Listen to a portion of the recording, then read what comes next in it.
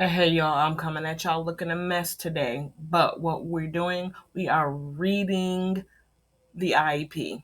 I have a sample IEP I pulled up online. I will link it in the resource in the description box for y'all.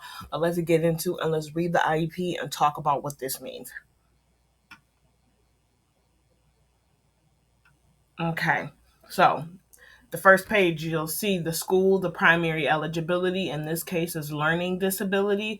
This kid's in third grade. There is no secondary eligibility, the date of birth, all that. It tells you right here where, what date is the meeting, and then the IEP is from 10/15/29 to 10/7/2020. The IEP always goes from whenever you start it, which I typically do the day after the meeting, but people have different reasons for starting it so far out. And then it goes to a day before the meeting for the next year. So this was on September 8th. So the day before September 8th is September 7th in 2020. Um, Students' overall strength and contribution to the environment. So for me, I would write this in. I would give the different strengths. I would ask the teacher and I would ask the parent. And then at the meeting again, I'm going to read this like word for word. I'm going to read it. And then I'm again going to say, does anybody have anything to add? So we can make sure we are hitting all of the student strengths right here. This is important, that all of the strengths, and for me, I do, if this is like a learning disability and we're focusing on math, I want to do, he loves video games and like Pokemon cards or whatever. I want to hit all of the stuff, whether it has something to do with the eligibility or disability or not, in here. If this is only math and he has strengths on reading, I also want to put the reading strength in here. This is where you put all of the strengths. Teachers and parents should be having input on this. The only scenario where I can see that there wouldn't be parent input is one, the parent isn't responding. That could possibly be it. And or two, the special education teacher sees the student so much that they think they got it. Let me see, got you. That the special education sees this teacher sees the student so much that they think they got it. That could also be something, but for me, I'm always asking for input. Then we go down to parental concerns, academic and functional performance in school. So this is where beforehand I have asked the parent, I'm going to read this in the meeting, and I am going to also ask them again and live put in any additions or changes. What are you worried about?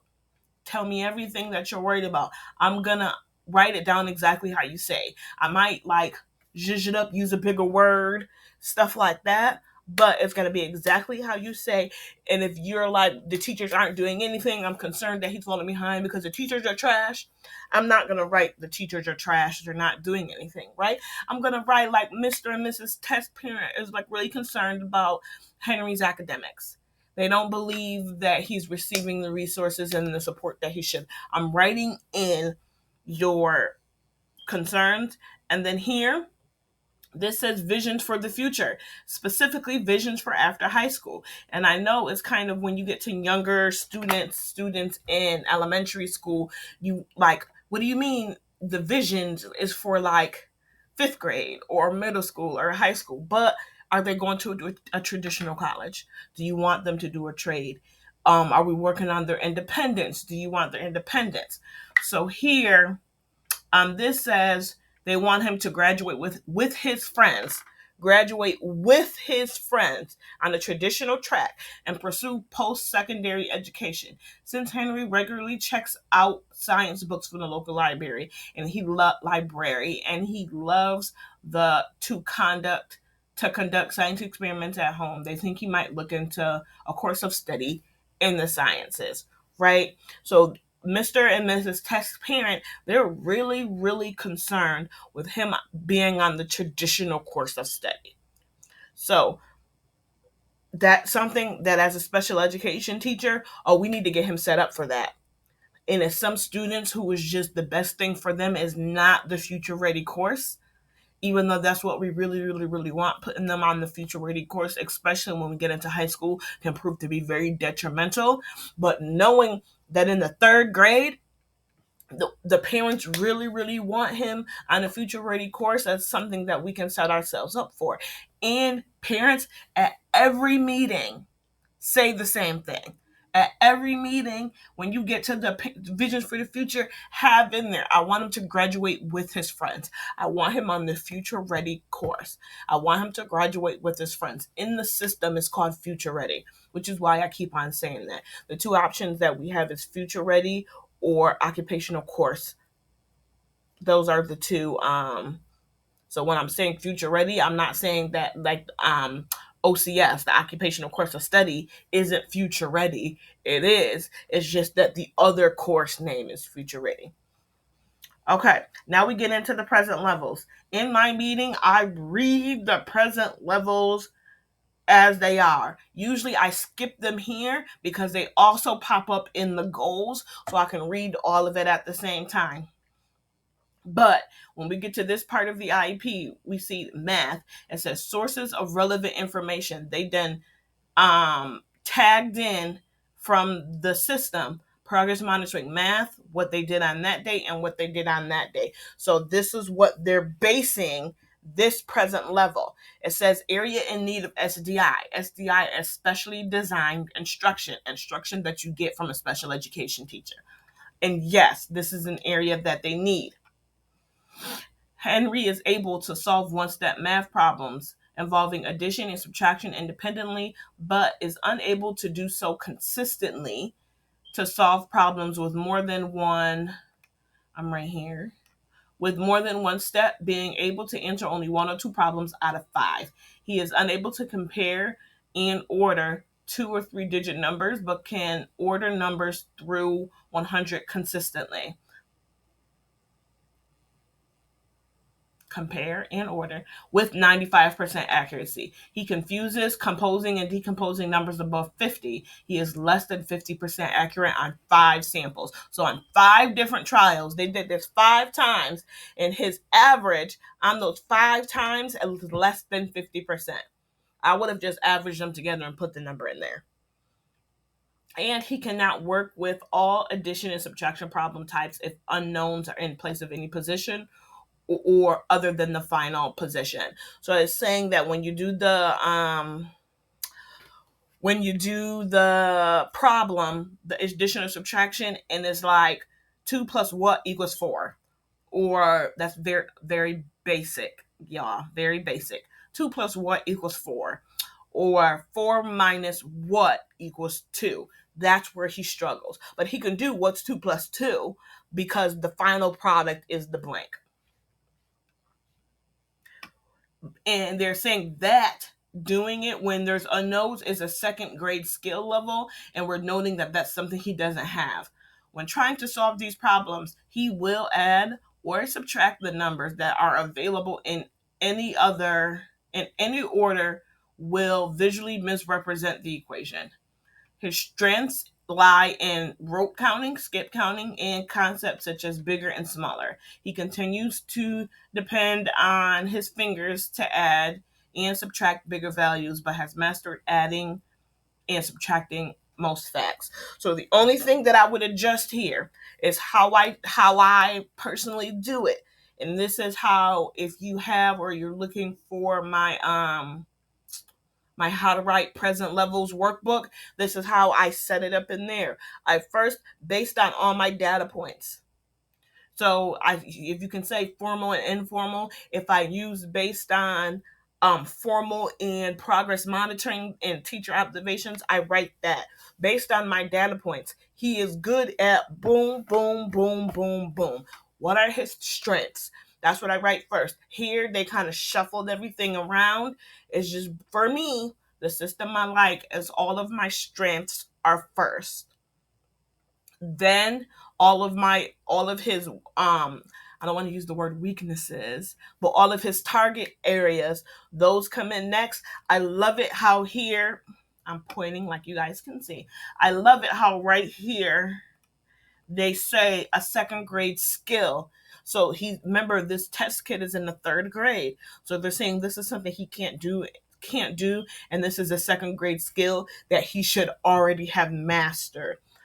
And then at the end, for me personally, I'm going to write in here how that affects him in the general curriculum. And that's the formula I am going to use for each present level. So moving down, reading is says other review of existing data. So they then pulled in a data point for this.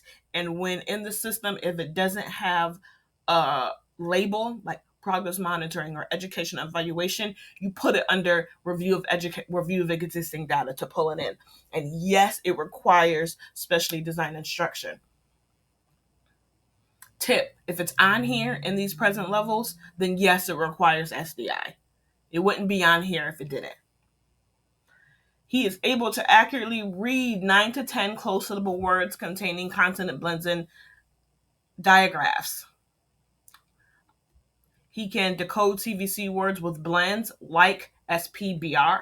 Henry does not decode words with long vowels patterns, CVCE, or vowel teams.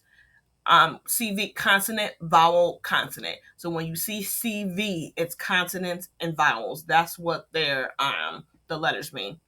He is unable to apply phonics and word analysis skills to decode unfamiliar words in second grade level passages with accuracy and automaticity. Henry currently reads about 75 words per minute, which is in the lower 25 percentile of his age group. So this is set up well, in my opinion. It tells you what he's able to do first, and then he gets into what he's not able to do. It tells you what level that skill is. Should he already have been able to do this, and when, so we can see how far that gap is. When it says with accuracy and automaticity, that's your fluency in decoding. Like how I'm reading it accurately most of the time. I'm reading it accurately, and I can read it quickly with automaticity. I'm not going and stopping in between each word. And then behavior. The source that they pulled in is structured student interview, and it tells you the date that they did that. Henry has progressed from not being able to actively engage with a set agenda and schedule to being able to complete all tasks in order. That's excellent, guys. A hill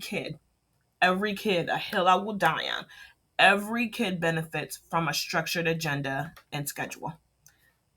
They say they don't. Oh, that he just prefers to. Every kid benefits from that. We're right here within an appropriate time frame and checking off items on his list when given a 3-task checklist with picture cues. When not provided the list, Henry has begun to respond to visual prompts from the teacher to encourage him to re-engage in the activity. When Henry does not have the task list, he requires up to 10 verbal cues from adults to remain on task for more than 2 minutes. So, what I pull out specifically from here is they're not saying, first of all, the kid can do it. He wasn't able to do it before. He could do it now. But look at what we're saying, right? When he's not given his task list, he can do it, but in 2 minutes, he needs 10 verbal cues and prompts. In whatever class that you're in, there's one teacher. If you're in a gen ed class, there's one teacher to 30 kids. If you're in a special education type setting, depending on what setting you are, we have less students, maybe like 12 to 15, but the needs in that class are higher. So if in 2 minutes, I got to tell Henry 10 different times to do the work, but the alternative is if I put three tasks in front of him or on the board, and he does the first one, he checks it off. He does the second one, he checks it. And I don't have to tell him 10 times, then that's the path I'm choosing. Does that path require more work? In my opinion, it doesn't. In my opinion, having to tell this kid 10 times in 2 minutes to stop and do your work is more on me than giving him a visual schedule on the board in front of him. Next, we're going into writing. What they pulled in is his educational evaluation. So that is the formal evaluation that the educational diagnostician gave him. So he is able to write complete sentences with correct beginning capitalization and ending punctuation with 80% accuracy when given assistance. So he can do it with 80% accuracy, which is probably what our mastery level is, but with assistance, which tells me without assistance, he cannot do it. And if he can't do it independently, he has not mastered the goal. Using a graphic organizer model, he can generate sentences featuring supporting details and is able to brainstorm independently. Give him a graphic organizer. I'm reading this, and not only does this tell me the goal, a goal option right here, but right here, it is giving me an accommodation or an accommodation and modification that I'm using for that page. Because if he can do it independently with the graphic organizer, then give the kid a graphic organizer. However, Henry has demonstrated the inability to write introductory or concluding sentences to allow his thoughts to transition smoothly between paragraphs. That sounds like a goal to me. When writing assignments require multiple paragraph response, this lack of transition makes it difficult for him to follow his train of thought and reasoning. On the last 3 essay response of 3 paragraphs or more, Henry earned the average of 63% accuracy as measured by a writing rubric. I would have the rubric in ECATS and I would pull that in for the sources. Okay, expressive language. This is from speech. His speech pathologist does all of this. So the speech, it tells you what there is, what information that the speech pathologist is using, and then does it need SDI? Yes, it does. In this case, I don't do, the special education teacher doesn't do that SDI. Speech therapist does.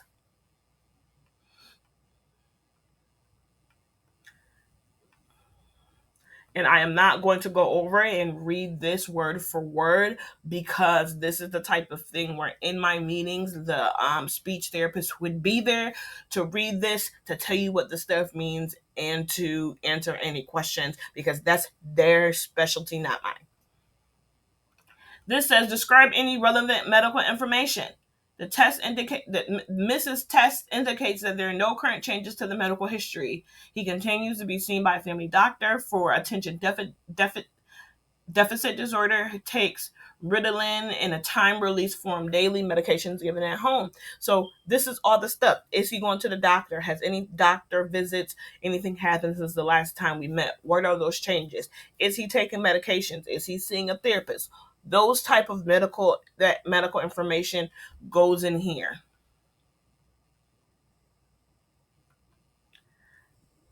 Okay, and then I think I'm going to describe how the disability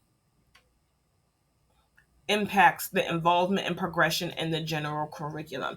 This is important. I'm going to read this word for word. Henry's disability affects his comprehension of materials. He reads independently because he must stop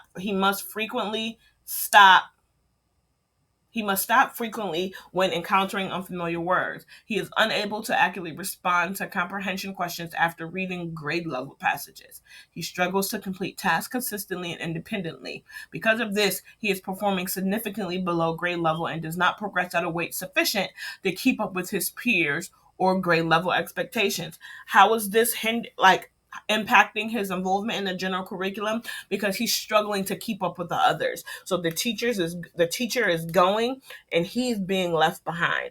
So supports are needed to supplement him, to assist him with keeping up. To assist him with keeping up. Okay, I'm going to pause here. I'm going to save the video and then come back for the part 2. All right, y'all, let's get right back into it. So, is the student, we're considering special factors. Are they an English learner? Does the student have any communication needs? Yes, he does, because he has speech goals. So, yes, he does. Does the student require assisted technology devices or services? This particular kid doesn't. But if your kid needs an AAC device or PECs or visuals, if that's a need necessity because the verbal communication isn't where it should be, then this would be a yes. Does the student require braille? He does not. Does Is there documented hearing loss? No. For the student who is deaf of heart and hearing, have you considered the following? And so that goes through all of that. If the student Does the student have behavior that impedes his or her learning, that learning like their learning or the learning of others? If yes, how was it addressed? They're saying yes, it does. And they're saying that he does not have a BIP. We do have behavior goals and then supplemental aids or supports like one-on-one and such. He doesn't have that either. So how are we addressing the behaviors that are impeding on his and or others learning is through the goals. Does the student require adaptive physical education? This says no. Is the student receiving instruction using extended content standards? No, he's not in the self-contained class receiving extended content standards. He's in the general education staff receiving the standards, the standard curriculum standard. Are there any parent concerns? This is always going to say no. Because if we get to this point in the IEP and you're like, oh, wait, I had a note about or I have a question about, then I'm going to go back to that first page and I'm going to write it in the parent concerns on that first page, not here. So this is always going to say no. Okay. If the student is not 14 yet, 13 or under, we're not going to do this page. The student is 14 years or older during the duration of the IEP. It tells you right here. If this is no, we're not going to do this page. This talks about secondary transition to high school. So the following people provided information on the strengths needs: the students, the parents, if there's an adult agency service representative, staff, or others, beginning at age 14 or in the eighth grade and updated annually.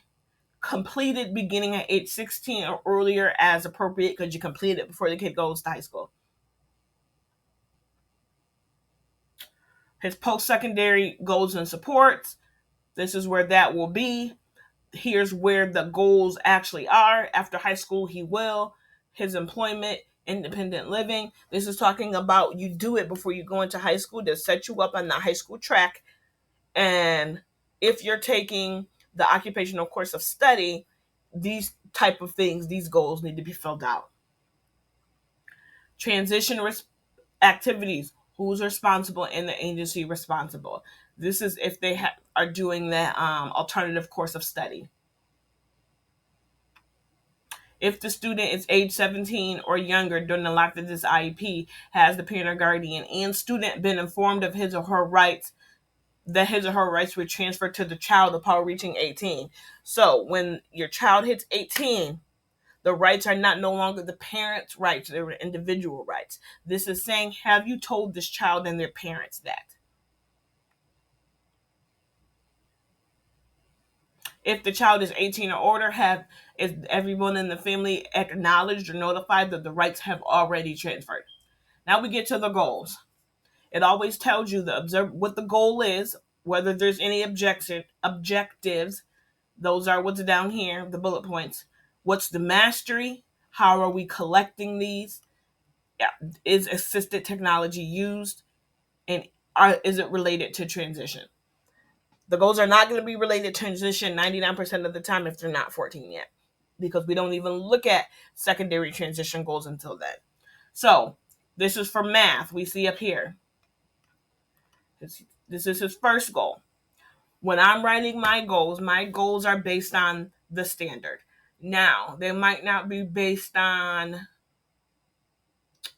the grade level standard they are. So this kid is in third grade. They were saying that there's a lot of stuff where he's on a second grade level, or he can meet second grade, or he's not yet have that second grade skill. So I would go back to second grade. I would pick the standard that got to do with what his deficit is, and my goal would be the standard, so that we can make sure that the teacher is teaching, the gen ed teacher is teaching by the standards, and I'm teaching to the standards and not doing something over here completely different. This is for reading. He has 2 goals for reading with no objectives. The mastery is 100.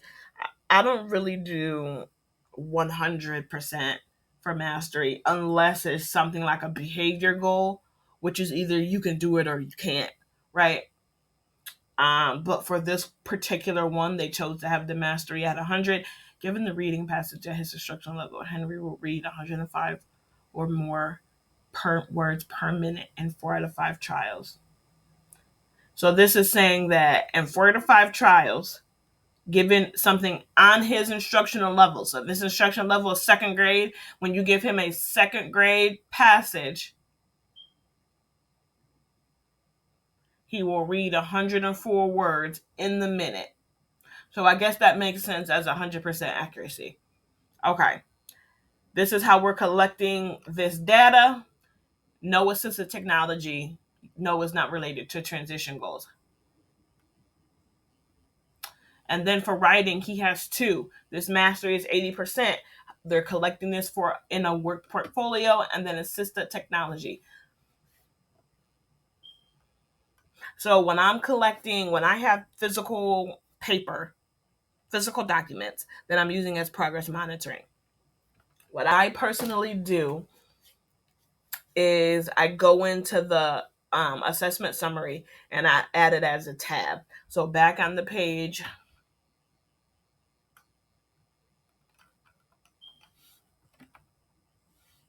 where it says sources of relevant information, it would have been pulled in here.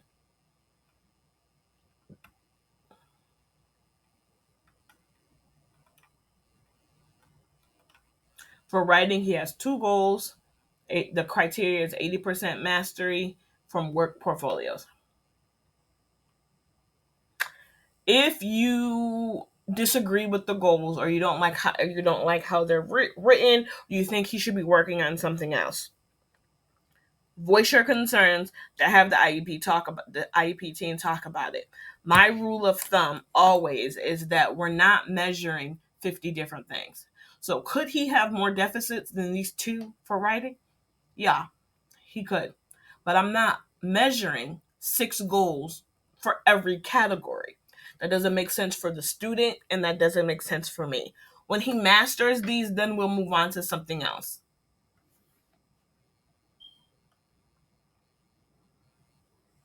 For behavior, we have 1. Given daily assignments, Henry will use his class agenda in order to independently complete classroom assignments in tasks 9 out of 10 days with 90% accuracy. So we want him to use that agenda, y'all, and that checklist, because that's how he stays on task. He gets his work done. And when he's staying on task and getting his work done, he's getting the instruction. There's no instruction happening while the behaviors are happening. So if he's not engaged, he's not doing his work, or he's getting distracted and you need to tell him 10 times in 2 minutes to get back on task, he's not learning the material, which is what he needs to be doing. And then this is where speech will input. They put his 2 goals. The criteria mastery is 100%. Therapy notes, and no. If they have occupational therapy, it would be under, and they have goals specific to that, it would be under here too. Least restrictive environment. These are called the service times. So based on this, he has 30 minutes, 5 times a week, in special education. So for reading, the special education teacher pulls him from the class 5 times a week from 30 minutes. For math, the special education teacher pulls him from the class 3 times a week for special education. For math, 3 times a week for 30 minutes. For writing, 3 times a week for 20 minutes. The special education teacher goes into the general education classroom to help him. And for behavior, for 20 minutes, 1 day a week, the special education teacher goes into the class to help him. Me personally, I try very hard not to have a pullout for a behavior. Because in my environment, in my special education environment, we're going to see a decrease in the behaviors. In my separated environment is not where we need to see the behaviors. Now, I can give them tools and we can work on generalization, give them strategies, but the test is when they get back in class. That's important. When they get back in class, can we do it? So that's why I'm really liking how it's a push in and not a pull out, so that the special education teacher can push in. I can see in real time what are the antecedents, what are the triggers, and what can we put in place so that we lessen the behavior. Then we also have how much speech time and services, how much they'll be doing, which is one time per week for 30 minutes. Transportation is not a related service, so this particular student does not have transportation. If you think that your child does need special transportation, say that. like say that. They can talk about why does he need, there needs to be data to prove so. Why does he need special transportation? Does that involve a different form of transportation or modifications on the current transportation that you're taking? Y'all can work out those details. Okay, accommodations, modifications. This is where we're putting all of the stuff, all the extra stuff that the teacher has to do so that the student has the strategies that they need to perform well. So in art assemblies, he's participating in regular class, in general education, and in lunch. We're not pulling him. He doesn't have any accommodations or modifications in there. In CTE, he doesn't have CTE because he's too young. Computer skills, doesn't have computer skills. Math, he needs accommodations, both in special education and in general education. What are those? Extended time, approximately 30 extra minutes on a test. He needs more time because he takes longer to do it. Oh, this says 60 extra minutes. 60 extra minutes. Read aloud. The computer reads everything for him. The online assessment and read aloud or read everything by the teacher if it's paper or pencil. Because we know that right now his reading is a struggle. His fluency and decoding is a struggle. And based on this IEP, he's one of the kids where that impacts his comprehension. So we want to, for math test, yes, we're working on the reading over here, but over here for math, we want to have the computer read it to him, take away the fluency and decoding barrier so that we can tell whether he's mastered the math content. And then testing in a small room, testing with 10 students or less, that's to minimize distractions. If your student needs a test in one-on-one setting, more times than not, then so they don't impede on others because they have some significant behavior issues, some significant behavior issues. Not all the time, more times than not. In gym, general education, no accommodations. In reading, in both gen ed and special ed, they have the extended time. The what? The read aloud. So, where I am in my state, we cannot have read aloud in reading. Either reading or like for EL students. Now, regardless of my personal opinions on that, it doesn't even pop up as an option for us. So in this case, he gets it because I know on the state test, they don't give you the option to have read aloud on the reading test. They have testing in a small group and the student reads the test aloud to himself. If the student can read the test aloud to himself, then he should be in a one-on-one, not with 10 students or less. Science, he's everything's participating. General ed, no accommodations. I mean, participating with accommodations, but he's in the general ed environment, and he has all the same ones. And this again for me, if he can read it aloud to himself, I believe that he needs to have a one-on-one, because if he's in a room full of 10 people reading a test aloud to himself, he's being distracting. He doesn't have anything for social studies. I lied. Participation with accommodations. He has all of his same accommodations. It's very unlikely that if you have accommodations in one class that they will change from class to class. In writing, he only has read aloud and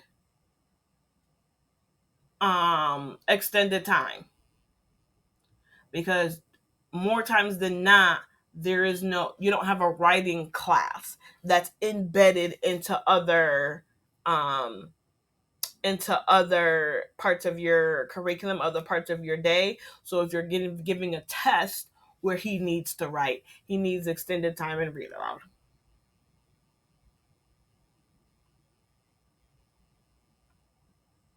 He's not in preschool, so that doesn't apply.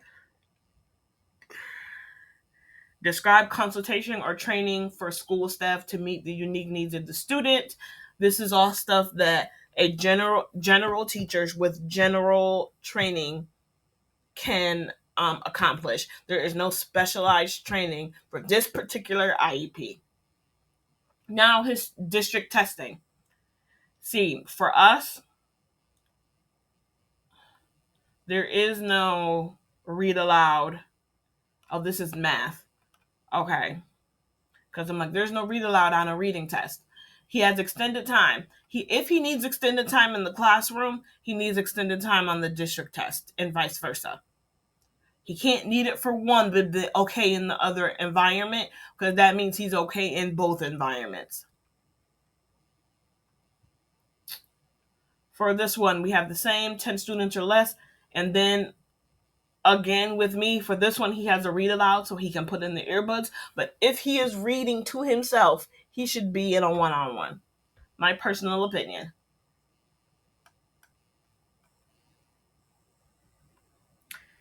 If he will be removed from his non-disabled peers at any part of the day. And remember, back in our services, he has 30 minutes of reading 5 times a day, 30 minutes of math 5 times a week, 30 minutes of math 3 times a week, where we're removing him from his general education peers and putting him in a separate setting.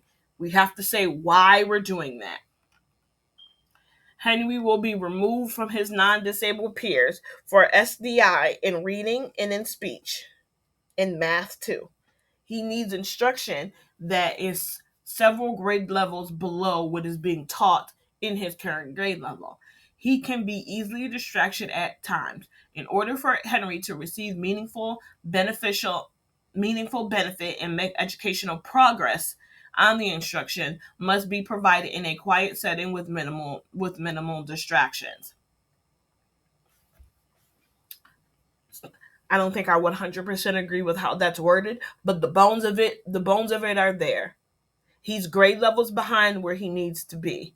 And so in order for him to receive that instruction to get him caught up to where he needs to be removed from everybody else and get that specially designed instruction. Progress reports come out with every report card. Um, I know we have, and it's a more frequent progress report is not needed at this time. When it's a more frequent progress report, this is not talking about um a phone call home or email home to the parent saying, "Hey, this is how your kid is doing." This is talking about generating progress reports. And you're like, "Well, I want a progress report for my kid every week." Then you're not going to see any progress. That's not enough time. That's not enough time. You're not going to see any progress. The reason that progress reports are set with the report card schedule is because that gives, what is it, 3 months for them to be the teaching, the trials, the practice, so that we can see what we're mastering, what we haven't mastered, and where we need to go. You can put in here, not in this particular section, But you can put like, hey, like I would like to be kept updated on a weekly schedule. For one, for the teacher, that's a lot.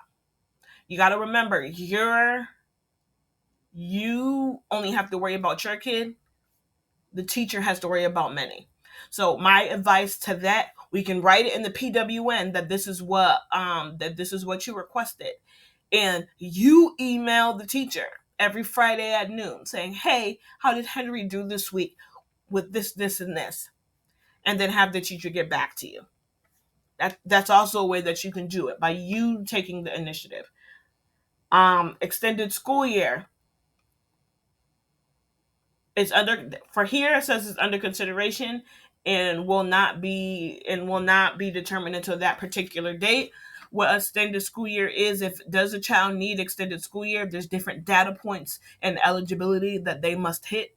If we believe that during the summer that they will sit, and this is only on IEP goals, not on general curriculum. That's why it's really important to have the IEP match. I mean, the goals match the standards. Are they going to lose what they've learned by going 3 months without that practice? If so, they need extended school year. And this is where everybody signs.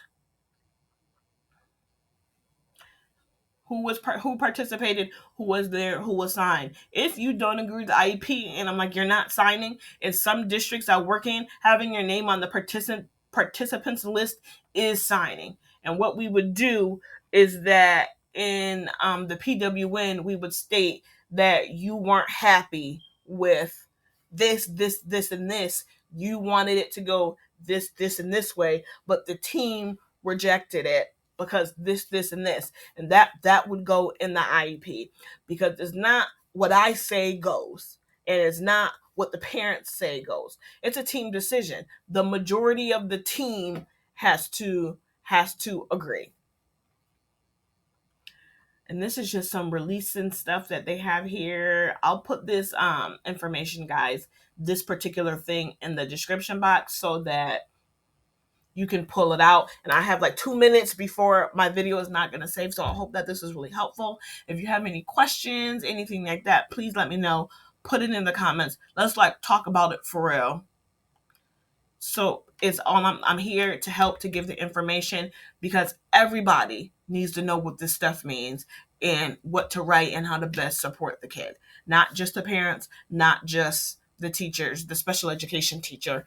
Everybody needs to know. Everybody needs to know how to read this document and where to go to for specific things that you need.